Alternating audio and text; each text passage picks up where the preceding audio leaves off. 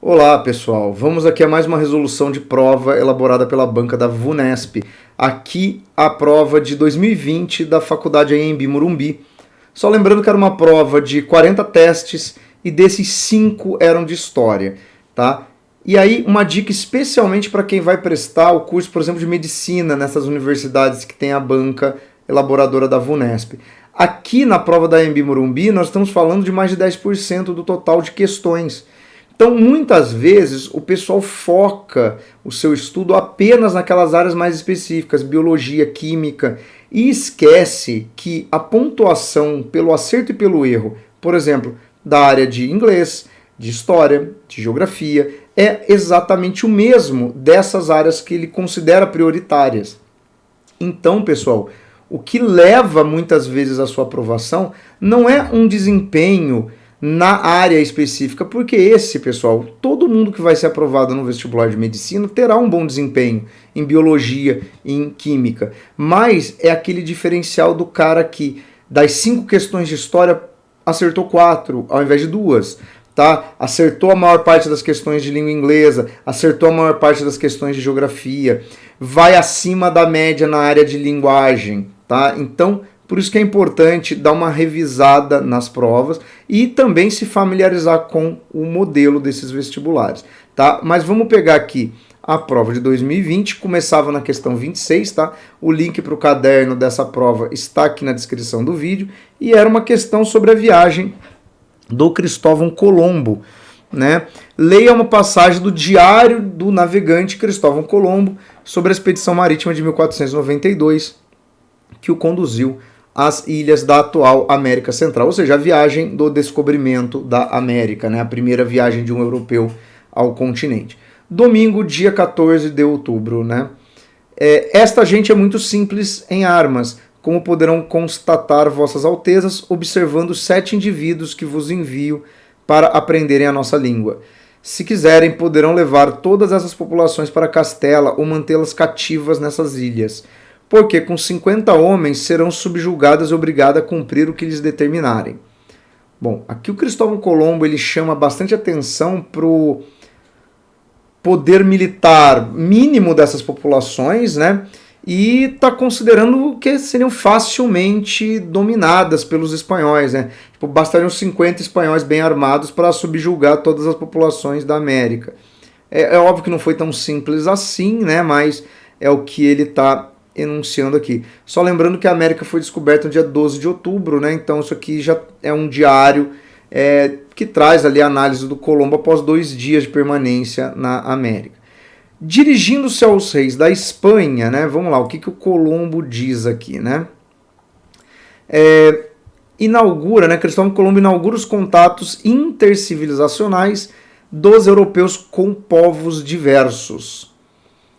Só que aqui não é com povos diversos, né? Aqui é com os povos do continente americano, porque se a gente for pensar, por exemplo, os povos da África, você já tinha contato, né? Esse contato entre civilizações diferentes, com os povos do Oriente Médio, né? Com algumas regiões da Ásia. Quem vai inaugurar será o Vasco da Gama em 1498. Então não, né? Os europeus já tinham contatos com populações fora, né, do seu continente. B. Manifesta o projeto de pacificação militar de tribos nativas rivais.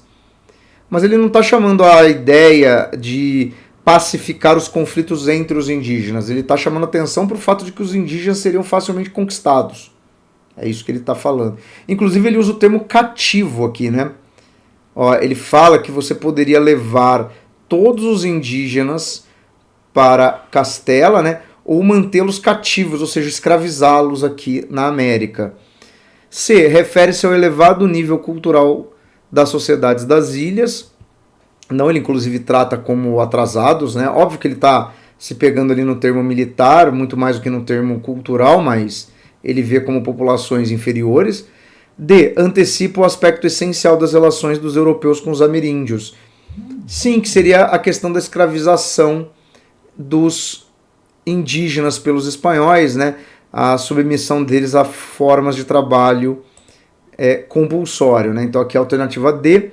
A E. Insiste na missão cristã de purificação espiritual das sociedades pagãs. Mas engraçado que ele não fala em nenhum aspecto ali de catequese desses índios, né? Ele fala de subordinação mesmo, né? De escravizar, dominação, né?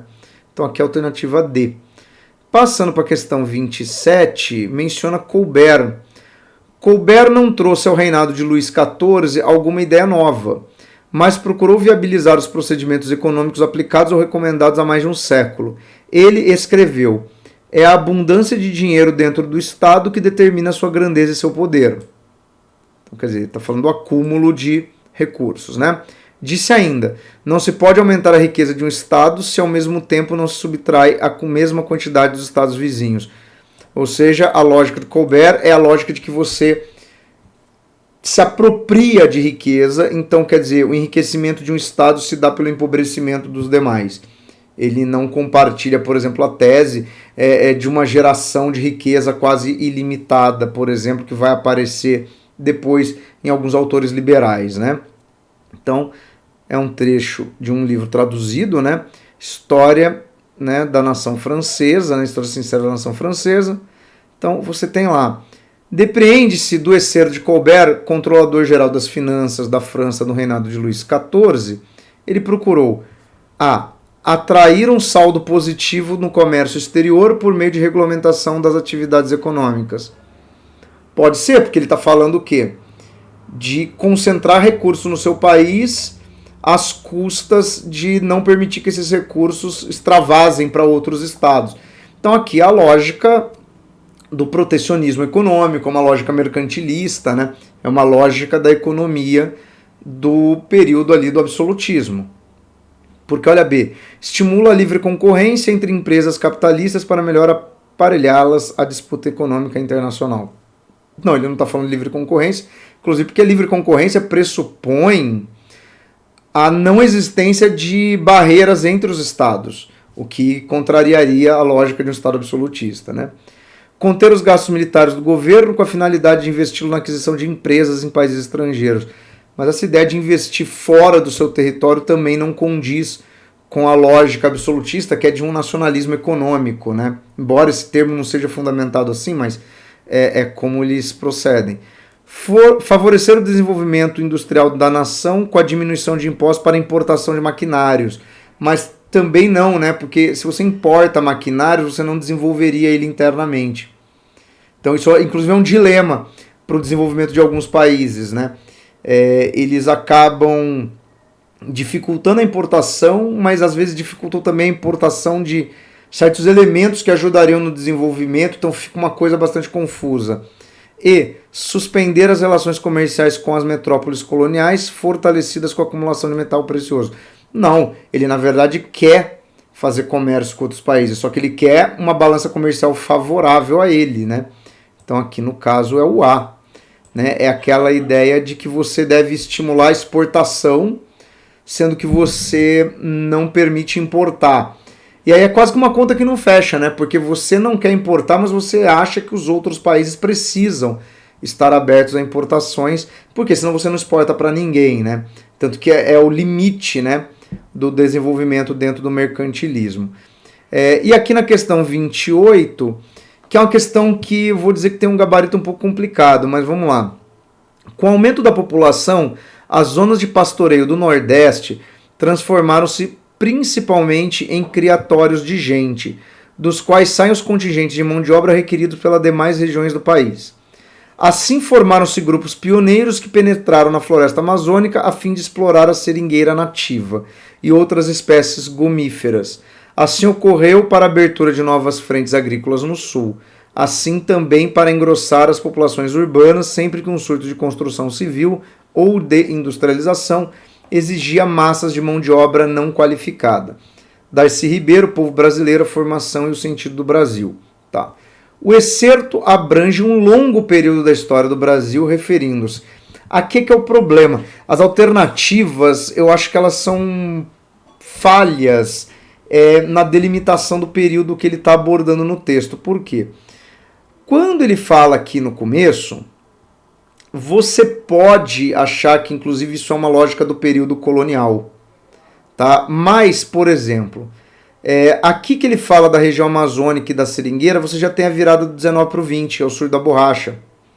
Tá? E aí quando ele fala de novas áreas agrícolas no sul, mas principalmente populações urbanas associadas à construção civil ou à industrialização, você já está falando do século XX, principalmente da segunda metade do século XX. Isso aqui me lembra muito aquela lógica do época do JK, né? Da migração para a industrialização do Sudeste, para urbanização através da construção de Brasília. Então, assim, é um período muito grande. E aí vamos às alternativas. Referindo-se ao afastamento deliberado da massa de trabalhadores dos centros econômicos mais dinâmicos do país. Mas aí não dá para falar daquela questão da urbanização e da construção civil, porque essa atração de mão de obra se dá nos centros mais dinâmicos, Rio de Janeiro e São Paulo. Então a A já complicada. B. Resultados históricos de projetos governamentais de atendimento às populações carentes nas áreas sertanejas. Mas aí você não consegue ligar com a migração, por exemplo, para o ciclo da borracha, que depende muito também da migração do pessoal do Nordeste fugindo das grandes secas. Se você tivesse projetos governamentais de atendimento a essas populações, você não teria tido esse fluxo de migração. C. Vinculação da herança histórica da colonização do interior do país com processos demográficos e produtivos. É e não é. Porque isso explica uma parte, mas isso aqui não explica, por exemplo, aquela questão ligada também à extração da borracha, porque isso já não é do período colonial. Tá? E também você só está dialogando com os exemplos que o texto do Darcy Ribeiro nos traz de processos de migração para o interior. Mas ainda está ok nesse sentido. Agora vamos ver aqui uma outra coisa. D. Descompasso entre a força de trabalho de origem camponesa e as exigências da sociedade em crescente urbanização. Bom, se você pensar que a população brasileira ela é uma população de origem camponesa e que quando migra para a cidade, ela vai ter um problema de qualificação. Tanto que a população de origem camponesa, principalmente o sertanejo, quando chega nas grandes cidades, ele chega muito para trabalhar na construção civil, né, realizando trabalhos braçais, né, ele não é um trabalhador especializado, qualificado.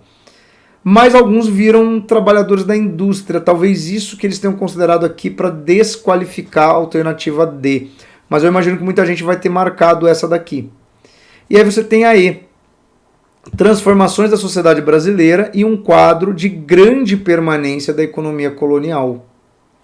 Aí parece fazer mais sentido se você pensar que essa parte do Brasil que é rural, que é agroexportadora, né, que é voltada para uma economia externa e que é muito baseada na exploração de uma mão de obra muito humilde, que você tem realmente técnicas até produtivas muito restritas, dá muito a entender que seria o item E. Tá? O gabarito que acompanha essa prova dá como correta o item C. Mas eu achei muito estranha essa questão, para falar bem a verdade. Né? Ela é uma questão que, para mim, ela tem um problema entre o que eles quiseram dizer com essas alternativas e o texto do Darcy Ribeiro, porque na verdade não tem um diálogo muito preciso entre as alternativas e todos os elementos do texto. Tá? Eles consideraram o item C. Eu consigo ver problemas no C, no B e no E. Para mim, a resposta ideal está perdida entre esses itens. Né? Talvez o D menos, né, por conta da mão de obra de origem rural não ser tão qualificada, mas você tem transformações, porque a sociedade se moderniza, ok, mas ela segue ainda uma certa lógica, né, dos centros econômicos serem os mesmos, né, porque é Salvador, é Rio de Janeiro, a elite ter uma origem agrária patriarcal, a mão de obra ser uma mão de obra bem precarizada. Então essa questão aqui eu achei bastante complicada. Não é comum, tá? As provas da VUNESP terem questões confusas de gabarito, mas essa aqui eu achei bem mal formulada. Bom, seguindo aqui para 29, então o gabarito da prova marcou C. tá? Mas é o gabarito da prova. Acho controverso isso daqui. 29. O caminho do imigrante para a condição de industrial variou. Alguns partiram quase do nada, beneficiando-se das oportunidades abertas pelo capitalismo em formação, em São Paulo e no Rio Grande do Sul. Outros vislumbraram oportunidades na indústria por serem importadores. Essa atividade facilitava contatos para importar maquinaria e era uma fonte de conhecimento sobre onde se encontravam as possibilidades de investimento mais lucrativos no país. Tá. Então aqui ele está falando do imigrante que se torna industrial. Era Mauá, esse tipo de contexto, né? Boris Fausto, História do Brasil. O excerto relaciona a imigração e a industrialização acentuando a solidariedade econômica entre imigrantes de diversas nacionalidades. Não até porque os imigrantes de nacionalidades diversas competiam entre si. Existe até uma certa solidariedade entre os imigrantes da mesma nacionalidade, mas o que não impedia que, por exemplo, um italiano que se tornasse industrial explorasse outros italianos. Isso, aliás, é uma lógica capitalista. Ampliação da procura de trabalhadores fabris especializados. Mas ele não está falando da busca por mão de obra, né? Ele está falando dessa transição de que o fato do cara lidar com importação permitia que ele trouxesse maquinário, né? Concepção de trabalho familiar como meio de acumulação de capital. Também não, porque ele está falando da indústria, não é trabalho familiar, né? A ajuda financeira dos países de origem da produção estrangeira. Não, exatamente. Conjuntura do desenvolvimento de uma economia de mercado no país. Aí aqui é muito aquela lógica, e o Boris Fausto endossa, de que com a chegada dos imigrantes, a transição para o trabalho remunerado, você criou realmente uma categoria de consumo de baixo poder aquisitivo que não consumia necessariamente o produto importado, mas que poderia consumir o similar produzido no Brasil, que era vendido por um preço até menor. Então, é essa lógica aqui. E aqui o último exercício, que é o 30, achei um exercício interessante, que é o seguinte: entre 1981 e 1990, os jornais Figaro, Le Monde e Libération publicaram 2.630 artigos que tratavam de uma maneira ou de outra de corrupção. Uma década depois, a cifra tinha quadruplicado. Ou seja, os jornais falam muito de corrupção, né? Onipresente quando se trata de medir o fenômeno da corrupção, a ONG Transparência Internacional, aqui no Brasil também eles adoram fazer balanços, né? Fundada 2 anos após o colapso da União Soviética por um ex-membro do Banco Mundial, considera que as práticas ilícitas dizem respeito apenas ao setor público. Por definição, as empresas estariam protegidas dela. Olha que coisa interessante, né? E é uma visão que aqui no Brasil a gente tem muito claramente, de que corrupção é algo que só existe na esfera pública. Que as empresas privadas, elas são imunes a isso. Não é bem isso. Por quê? Porque aonde que você tem um grande ponto de convergência de interesses que leva à corrupção? É justamente quando você tem uma empresa privada negociando com agentes públicos. Por quê? Porque aí você tem a empresa privada subornando agentes públicos, muitas vezes, para que eles atuem como facilitadores de negócios. Ou seja, muitos dos negócios privados só são viabilizados por meio da corrupção. Eles são facilitados. Você dá preferência para uma empresa ou para outra, né? Você molda ali uma licitação, por exemplo. Você aprova a compra de determinados itens porque o servidor ali envolvido vai levar uma vantagem. A gente viu muito isso, por exemplo, naquelas denúncias da CPI da pandemia com relação a qual vacina comprar, por que negociar com esse laboratório com mais velocidade do que com aquele, né? É justamente nessa interseção do interesse público com o privado que isso acontece. Então é complicado você dizer que a empresa privada ela não é corrupta, uma vez que ela participa dessa esfera, né? É que aqui você pensa na corrupção como sendo o agente público levando vantagem, né? Desviando dinheiro público, né, em tese. Mas não, isso é uma visão muito limitada do que é corrupção, né? Então vamos lá. Os autores estabelecem um vínculo essencial entre a atualidade do tema da corrupção e avanço do planejamento econômico estatal em escala global. Não, porque você não tem uma estatização, né? A gente tem que lembrar que esse período é o período de avanço do neoliberalismo. E com o fim da União Soviética, você tem um progressivo processo de desestatização mesmo do leste europeu. Defesa das virtudes da livre iniciativa na economia de mercado. É basicamente essa ideia, né? Achar que aquilo que é privatizado é ideal, é melhor, é livre de corrupção. Inclusive, a gente vê no Brasil, vira e mexe alguém soltando que o melhor jeito de acabar com a corrupção é privatizar a empresa. Quer dizer, é meio que aquela ideia, né? Você que tem uma dificuldade de gestão do seu negócio, qual a melhor solução para o seu negócio? Vendê-lo. Ninguém pensa isso na iniciativa privada, mas é o discurso que se projeta sobre a questão do Estado, né? Fortalecimento dos direitos previdenciários dos trabalhadores, não, porque o neoliberalismo vai justamente enfraquecer isso, né? No Brasil a gente só está vendo isso recentemente, mas se você pegar a Europa e Estados Unidos principalmente é uma realidade dos anos 90. Retorno ao nacionalismo econômico nos países em desenvolvimento, na década de 90 não, porque é um avanço neoliberal.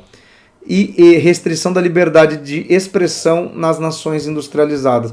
Não, isso também não acontece, né? Até porque como o neoliberalismo ele tem, né, o fundamento do pensamento liberal, ele, pelo menos no discurso, ele é bem favorável às liberdades individuais, né? Embora também não seja assim, né? Ele, ao mesmo tempo que não quer que o Estado regre muito sobre o capital, interessante que sobre a vida privada dos indivíduos, vários liberais querem impor regra, né? Mas aqui é a B, né? A defesa, essa ideia de que o setor privado é puro e maravilhoso e é a solução para todos os problemas da humanidade, né? Questão interessante de debate de ideias políticas econômicas, né?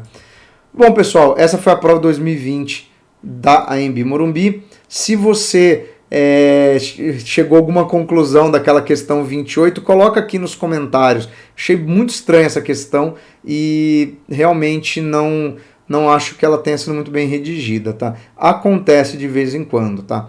Fora isso, pessoal, um abraço e até a próxima.